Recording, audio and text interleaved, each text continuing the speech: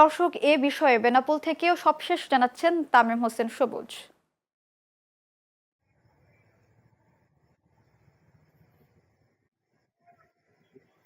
Lima, আপনি জানেন যে বাংলাদেশ থেকে ভারতে চিকিৎসা নিতে যাওয়া ৮ জন বাংলাদেশে কিন্তু গত ১৯ তারিখ গভীর রাত প্রায় ২টা-২.৩০টার দিকে কিন্তু কলকাতার নিউ মার্কেট এলাকার একটি হোটেল রুমে অগ্নিদগ্ধ হয়ে মর্মান্তিক ভাবে তারা মৃত্যুবরণ করেছে। তাদেরই ৫ জনের মরদেহ কিন্তু আজ যে বেনাপোল চেকপোস্ট দিয়ে বাংলাদেশে প্রবেশ করবে, তারই কিন্তু কাগজপত্র প্রক্রিয়াধীন অবস্থায় আছে বেনাপোল পেট্রাপোল সীমান্তে। আমরা এই মুহূর্তে অবস্থান করছি বেনাপোল চেকপোস্টের একেবারে জিরো পয়েন্টে। আমি ইমিগ্রেশন যে ইনচার্জ আছে বর্তমানে, তার সাথে কথা বলে জানতে পেরেছি যে ৫ জনের ভিতরে কিন্তু ৪ জনই একই পরিবারের, যাদের ভিতরে ৩ বছরের একটি শিশু সন্তানও আছে, এবং আরেকজনের বাড়ি কিন্তু ঢাকা শহরে।